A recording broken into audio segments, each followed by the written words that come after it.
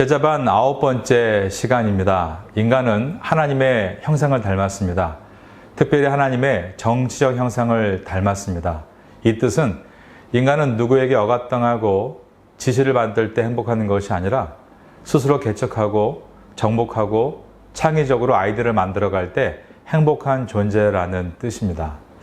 오늘날 우리가 잘 다스려야 될 것 중에 대표적인 것은 돈입니다. 신약 성경에는 믿음에 관한 성경 구절이 215개가 있습니다. 그리고 구원에 관한 성경 구절은 218개가 있습니다. 그런데 금전과 재정에 관한, 즉 청지기의 책임에 관한 성경 구절은 무려 2084개나 있습니다. 왜 이렇게 성경이 돈에 대해서 말씀하고 있을까요? 그 이유는 사람들 속에서 돈이 주는 영향력이 그만큼 크기 때문입니다. 나에게 물질이란 무엇인가? 이것에 대한 생각을 물질관이라고 부릅니다. 여러분은 어떤 물질관을 가지고 계신가요? 여러분의 물질은 여러분의 것인가요? 아니면 하나님의 것인가요? 기독교인의 물질관은 물질의 주인이 내가 아니라 물질의 주인이 하나님이심을 고백하는 것입니다. 나는 물질의 주인이 아니라 청지기인 것을 기억하는 것입니다. 그럴 때 물질이 많은 것으로 강해지려 하거나 교만해하지 않고 반대로 물질이 없는 것으로 약하다고 비관하지도 않습니다. 물질의 주인이 나라는 물질관을 가지고 있으면 많으면 불안해하고 없으면 절망합니다. 많으면 없어질까 봐 불안해하는 것이고 없으면 이대로 주저앉을까 봐 절망하는 것이죠. 물질이 위험한 것은 욕심과 연결되어 있기 때문입니다. 세계적인 갑부 록펠러라는 사람이 있습니다. 나중에 하나님께 헌금도 많이 하고 이웃들에게 후원도 많이 했는데 회심하기 전에는 그는 돈에 매여 있었습니다. 하루는 신문기자가 와서 록펠러에게 물었습니다. 세계적인 갑부가 된 것을 축하드립니다. 이제 만족하십니까? 그때 록펠러가 했던 유명한 말이 있습니다. 조금만 더 있었으면 좋겠습니다. 인간의 욕심은 하나님도 채울 수 없다는 말이 있습니다. 그래서 욕심의 열차에서 내려와야 하는 것이죠. 물질의 주인이 내가 아니라 하나님이시고 나는 물질을 제공받아 유용하게 쓰는 청지기인 것을 생각할 때 욕심으로 불타는 마음이 아닌 사명으로 불타는 마음을 가질 수 있게 되는 것입니다. 어떻게 잘 쓸 수 있을까? 우린 그것을 사명으로 붙들어야 합니다. 그리고 그 미션을 수행하기 위해서는 하나님께 기도를 드려야죠. 주님, 물질의 주인이 당신이십니다. 이 물질을 어떻게 쓰면 좋을까요? 가르쳐 주세요. 순종하겠습니다. 그럴 때 하나님은 그의 길을 인도하시고 그가 흘려보내는 물질들을 통해서 이 땅에 선하고 아름다운 하나님의 열매들을 나타나게 하시는 것입니다. 내가 가진 물질이 누구와 함께 있어야 되는가? 첫째로 하나님입니다. 11조를 드리는 것이죠. 두 번째가 부모님입니다. 부모님께 또 11조를 하는 크리스찬들이 많이 있는데요. 아주 잘하고 있는 것입니다. 세 번째가 성도들과입니다. 네 번째가 이웃들과입니다. 그리고 다섯 번째가 자녀들과입니다. 자식에게 나누는 것을 가장 마지막에 둬야 하는 이유는 자식에게 재물을 주는 것은 매우 신중한 일이기 때문입니다. 재물이 자식을 망치는 경우가 많습니다. 자식을 약하게 만듭니다. 그의 가능성을 격하시키는 것입니다. 제가 아는 여자 성도님이 어느 날 저에게 오셔서 자기 마음이 많이 괴롭다고 하셨습니다. 왜 그러냐고 물었더니 아들이 한국에 있는데 대학을 졸업하고 대학원을 다니고 있다고 했습니다. 물론 대학교, 대학원 등록금을 부모가 다 대준 것이죠. 그런데 아들 친구들의 부모는 등록금뿐 아니라 좋은 차도 사주는데 자기는 그렇게 하지 못해서 괴롭다고 하는 것이었습니다. 실례지만 아들의 나이가 어떻게 됐냐고 물으니까 27살이라고 했습니다. 뭔가 아주 잘못된 것이죠. 유럽이나 영미권에서는 결코 있을 수 없는 일들입니다. 오현호라는 기자가 있습니다. 연세대를 다닐 때 데모를 정말 많이 했다고 합니다. 미국 물러가라 뼛속까지 반미 기자였는데요. 그래서 내가 미국에서 미국을 좀 연구해야겠다. 그리고 유학을 떠났습니다.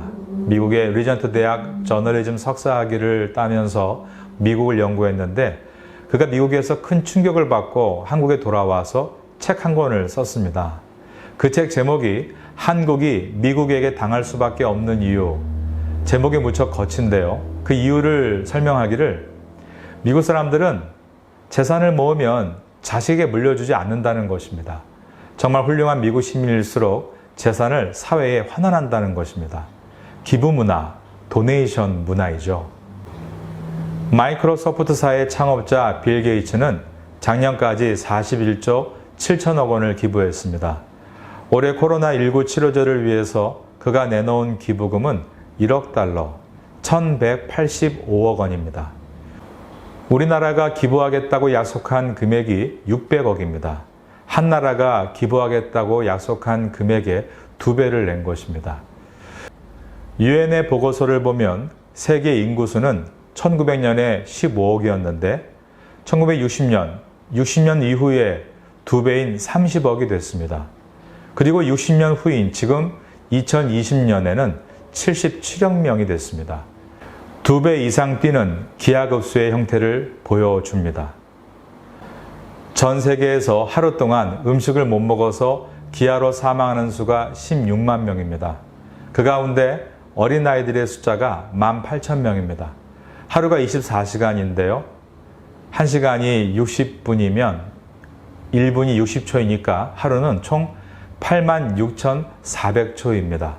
여기에 18,000을 나누면 4.8초가 나옵니다. 4.8초마다 어린아이들이 영양실조로 죽고 있다는 것이죠. 지금 또 한 아이가 죽었습니다. 이러한 비극이 왜 일어날까요? 하나님께서 이 땅에 식량을 적게 주셔서일까요? 전 세계 곡물 생산량은 계속 늘어나고 있습니다. 작년에 곡물 생산량은 27억 톤이었습니다. 이 양은 전 세계 190억 인구가 1년 동안 먹을 수 있는 양입니다. 전 세계 인구가 77억인데 곡물의 양이 190억 분량이라면 기아로 죽는 사람들은 왜 생기는 것일까요? 첫째로 이 엄청난 양의 곡물들을 가축들이 먹는 데서 발생합니다. 소 한 마리를 키우기 위해 얼마나 많은 곡물이 필요한 것인가 생각해 본 적 있으신가요?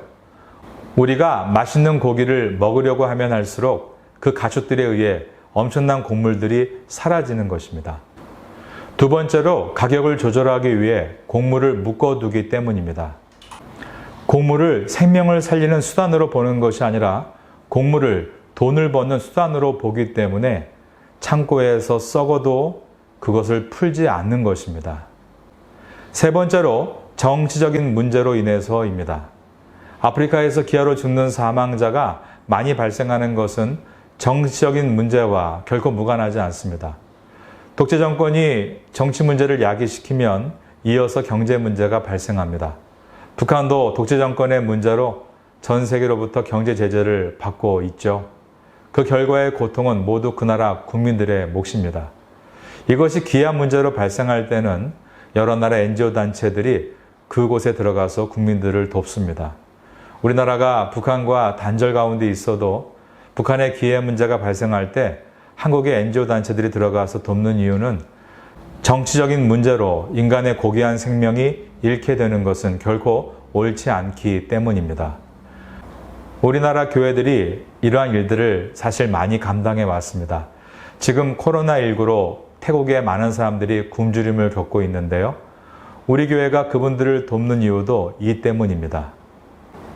오늘은 돈을 누구와 나눠야 하는가를 살펴보았습니다. 먼저는 하나님과 그리고 부모님과 그리고 성도들과 그리고 이웃들과 나누심으로 돈의 노예가 돼서 걱정에 빠져 살지 않고 돈의 청지기가 돼서 기쁨으로 사는 여러분 되시기를 마지막으로 예수님의 이름으로 축원합니다.